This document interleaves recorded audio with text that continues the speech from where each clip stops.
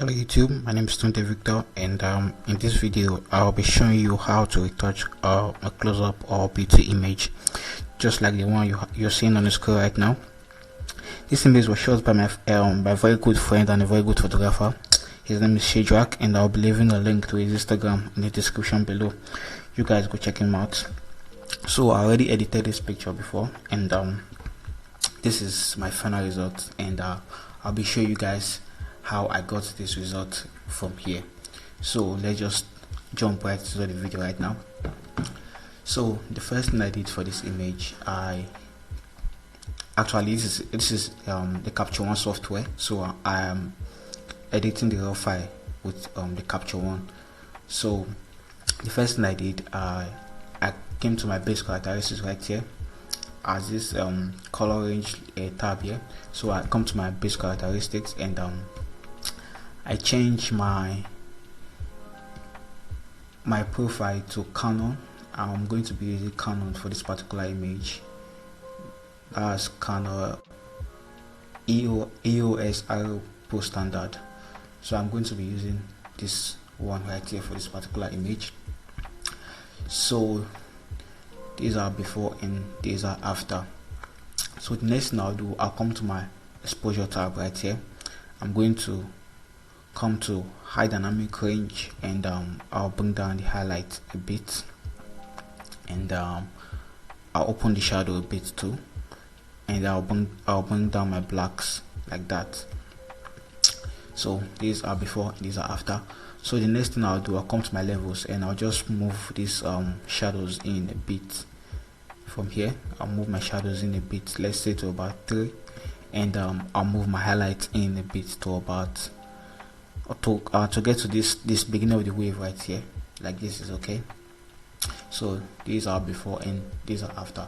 So the next thing I'll do, I'll crop my image. So I'll crop this image 4:5 so it can fit on my Instagram. So I'm just going to crop this image 4:5 right now because I want it to fit on my Instagram. So I'll crop it like this, and I'll click enter. So that's all I'll do for my captureone, and this is my before, and this is my after. So next thing I'll do, I'll take this image to Photoshop. So I'll just come here and hold and click on edit with Photoshop right here. So if you come to the image, you right click, and you come to edit with Photoshop, not open with Photoshop. Click on edit with Photoshop. So I'm just going to click edit with Photoshop right now, and allow it load in Photoshop. I've actually used 8-bit, but let me just use I'm going to be using 8-bit. So I'm just going to open it Photoshop right now, and let's allow it to load.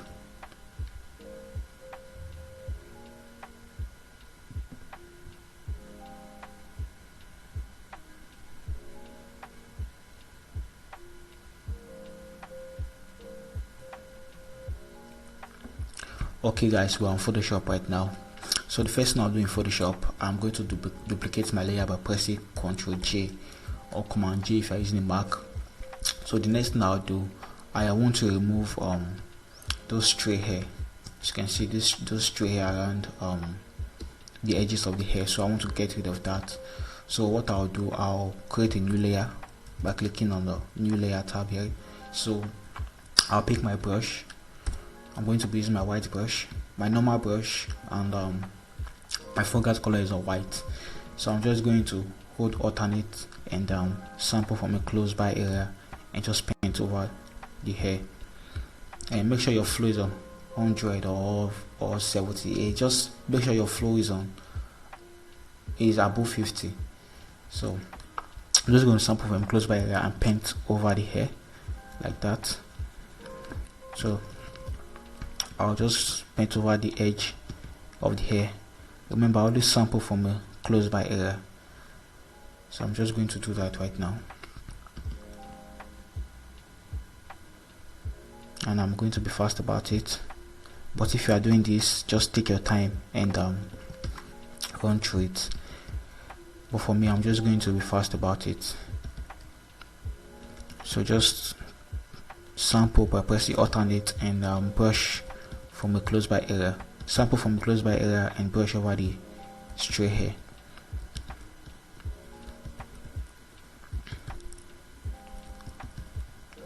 I have a video on how to remove stray hair, so you can go check that out if you want to learn more details about how to remove stray hair.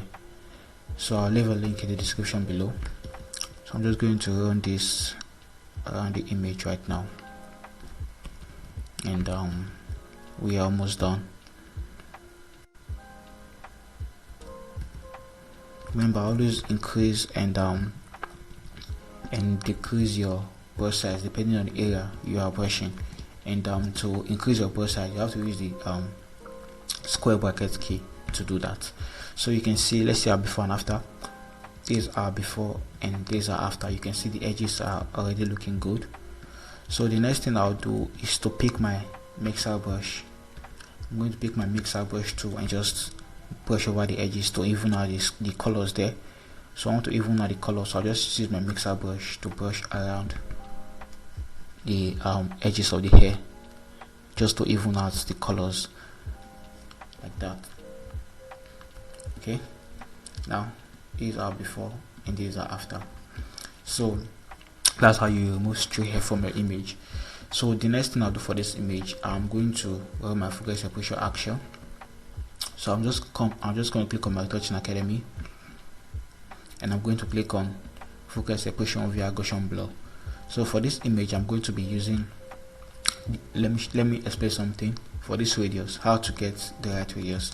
You can see this image is sharp, and it's looking really sharp. So if I pick my if I run my focus separation action and I use a higher radius, let's say I use 9, or let's say I use 8.6. Because this image is sharp, you are not really going to see any difference. So I'll just pick my mixer brush, and if I brush over this image, sorry about that,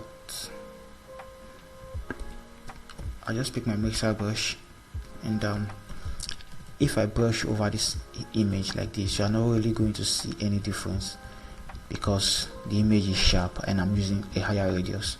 So let's see. These are before and these are after. These are before and these are after.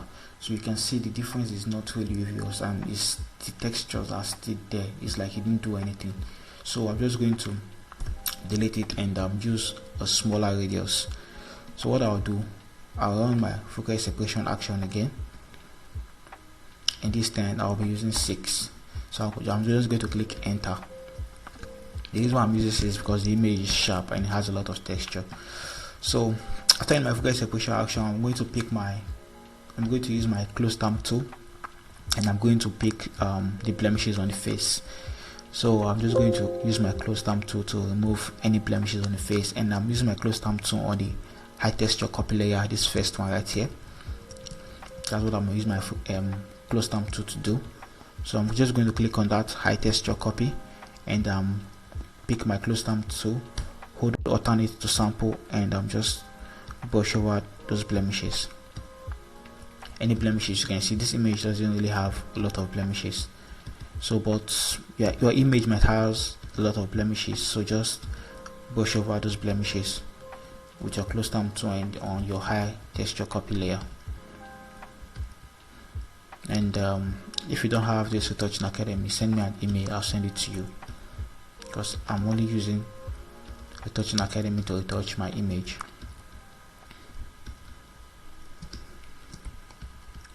I talked about how you can remove those hair from the face. If you don't watch that video, please go and watch those videos, and you can also learn how to remove those hair on the model's face, like these ones. So I'm just going to brush over this. I'm watching this image because I already retouched it before, but this is how I retouched it. Just that the first time I did, I took my time, so it's just the same process. So I want to get rid of this thing right here on here. So I'm just going to sample from here and paint over, sample from here and paint over, sample from here and paint, sample and paint, sample and paint, So you can see I'm removing that our wig. Look at it, this is before and this is the after. We're going to fix that. So I think those are the blemishes I want to remove from this image, except I see other ones. So next thing I'll do, I'll come to my corrective tone right here, and I'll turn off this high texture. I'll turn it off. The second one, I'll turn it off, and I'll click on my corrective tone, and I'll pick my mixer brush, and I'll just brush over the image like this.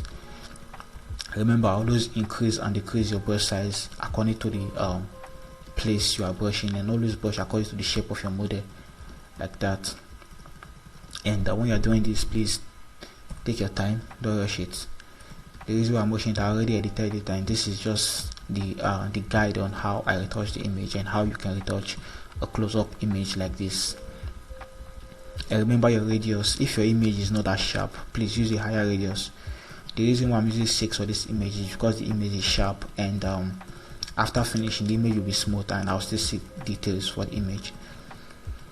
So if your image is sharp, use a smaller radius, not 3, but use like 6 or 5. But if your image doesn't have a lot of texture, you can use 8, 9, or even 10. So it depends on the kind of image you are editing. So I'm just going to brush around the face right now. Remember, you brush your shadow separately and you brush your highlights separately. Don't brush your shadows to your highlights, and don't brush your highlights into your shadows.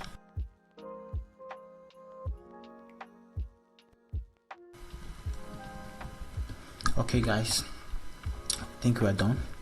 So let me show you guys. These are before and these are after. These are before and these are after. You can see the image is looking really good. It's smooth, and you can see the textures. So the next thing I'll do for this image, I'm going to be doing my portraiture, and this is how you do your portraiture. You come to your corrective tone that you just paint on, and you hold shift and click on this focusing color, and just click Ctrl E to merge them together. So I said you come to your corrective tone. This one you just brush on, then you hold shift and click on this low frequency and color tone, and use Ctrl E to merge. So after merging, you come to your filter, you come to your image unique, and you click on portraiture, and just sample from any skin color like that, and click OK. It's not working. Let me do it again. So you sample from a skin color and you click OK. So it's going to apply portraiture and to make the image smoother, and you still be seeing your textures. So this is before. Let me zoom in so you can see. This is before and this is after portraiture. You can see that smoothness. This is before portraiture, this is after portraiture. So this is our before and after focus separation. This is before focus separation, this is after focus separation. You can see the image is looking good already. So the next thing I want to do, I want to retouch the eyes, and what I'll do, I'll click on the I'll add another new layer, and I'll click on my close stamp tool. I'm going to be working on my current. I'll change my modes to my current and below, because I want to, if my mode is on current layer, anything I'm doing is not going to work. So this is what I mean. If my mode is on current layer and I just brush like this, it will not work. It's not going to work. So you make sure your mode is on, your sample is on current and below for this particular one. So you just sample and brush, sample and brush. You can see it's working. So what I'm going to do, I'm going to remove those red veins I'm seeing on the eyes. So just sample from a close by area and brush, sample and brush. You can increase your brush or decrease your brush depending on it, but I'm just going to increase my brush right now, so you guys can, so I can be fast about it, but you get the point. So just sample from a close by area and brush over, sample and brush. So that's how you do it. So I'll come here again, I'll sample and just brush on the white veins, on the red veins, like that.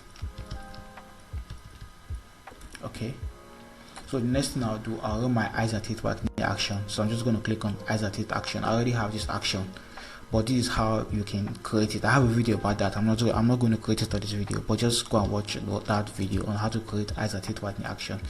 You can see there. So after running my isolated whitening action, I'm just going to paint over the white part of her eyes. Don't paint on the black and don't paint on those red. Don't paint on this place. Just paint on the white part of the eyes, like that. So I'll do the same for here.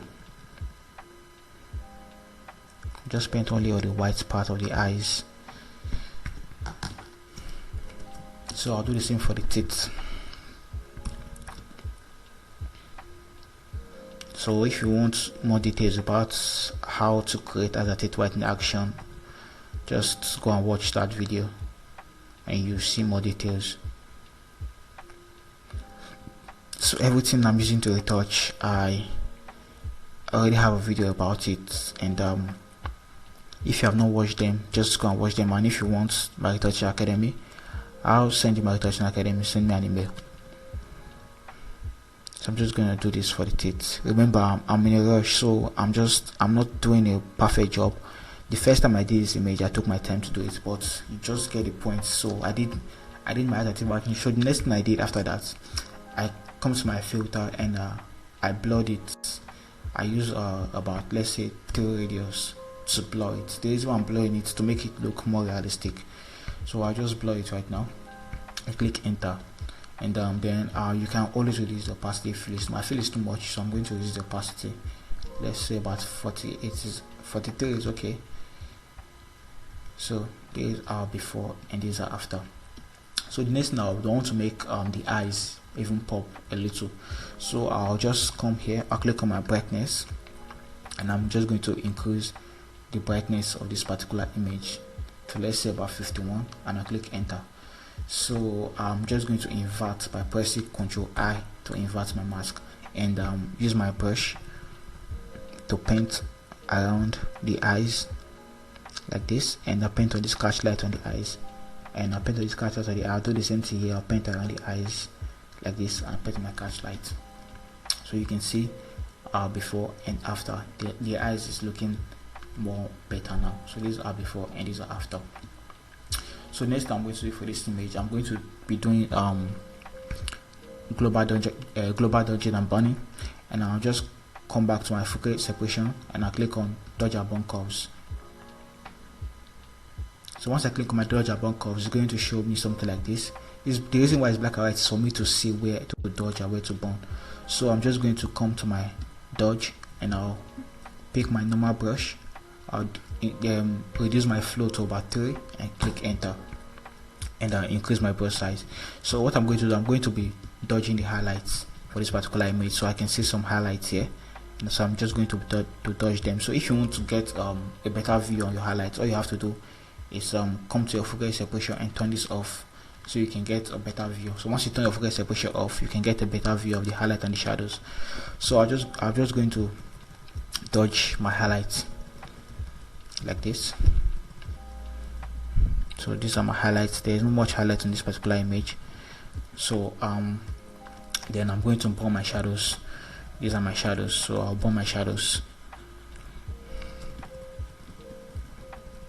Let me dodge the forehead. I think there's a little highlights here. Yeah, so I'm just going to burn my shadows like that. So after that, I'll turn back my focal separation on, and I'll delete this black and white, so you can see before and after, before and after. So that's it. So that's how you do your global dodging and burning. So the next thing I'll do for this particular image, I'll add contrast to the image using black and white adjustment layer.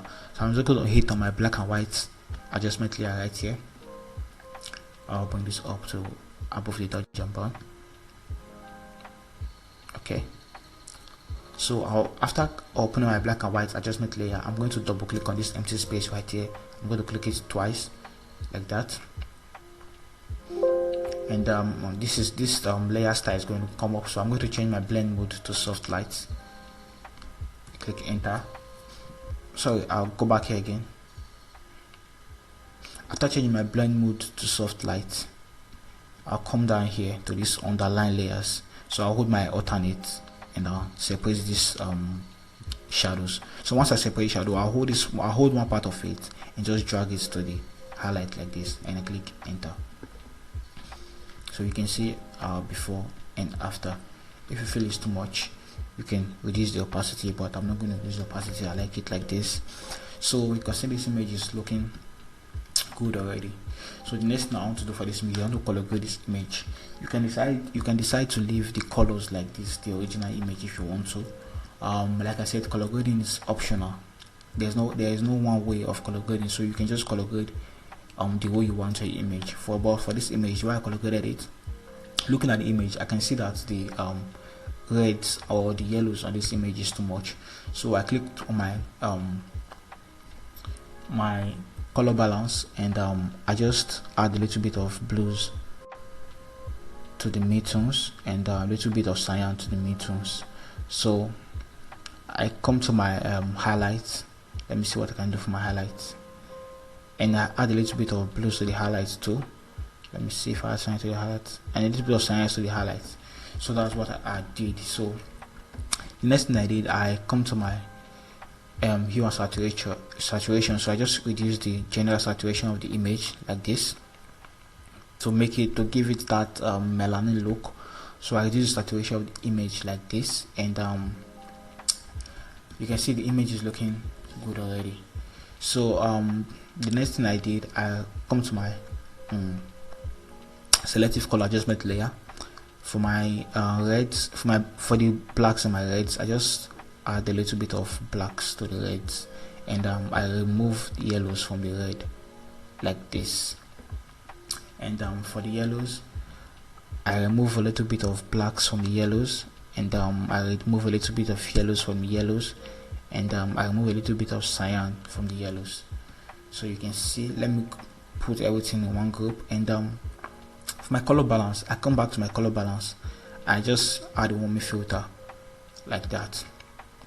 So that's all the color grading I'm going to do for this image right here. So I'm just going to put everything in one group, all my color grading in one group, by clicking on this first one right here and holding shift and click on this where I started from and press Ctrl G to group everything. So this is before and these are after. If you feel it's too much, you can always reduce the opacity. So I think I'm going to reduce the opacity like this. Okay, I like it like this. So as you can see, this color grading is affecting the background of this particular image, and I don't want it to affect the background. So what I'm going to do, I'm going to add layer mask. So I'm going to click on my layer mask, and I'm going to use my brush. I'm going to invert it. So once I invert it, I'm going to use my white brush to brush only on the skin, because I want it to affect only the skin. So I'm going to bring back my flow to 100 and brush only on the skin, because I don't want my color grading to affect the background. So I'm going to brush only on the skin. So I'm just going to brush on the skin like this. I want my background to remain the same, so I'll brush only on the model skin like this. Yeah, so these are before and these are after. So the next thing I did, I'm going to make the lips and the eyes stand out. So I'm going to click on my Retouching Academy again, and I'll click on my sharpen. So once my sharpen has loaded, so I'm just going to come to my sharpen here, this layer mask. I'm going to invert it. So once I invert it, I'll come here to my lips. I'll pick my brush too, my white brush. Then I'm just going to brush over the lips like this, and I'll do the same for the eyes. I'll brush over the eyes, and here too, and here too. So you can see the before and the after. The eyes and the lips are looking good right now. So the next thing I'll do for this image, I'm going to add a vignette to this image. So I'm going to click I'm going to click a new layer. I want the focus to be on the face, only on the face alone. So I'm going to click on my gradient map. I'm going to put my foregrounds to black. So I'm just going to hold shift and just drag this down right here. And I want the focus to be only on the face. So I'm just going to reduce the opacity. Reduce opacity a bit. Let's say about 67 is okay. I'm going to click on enter. So I'm just going to add the layer mask again, and pick my black brush this time. My foreground color is on black, and I'm just going to paint over her face to make it stand out.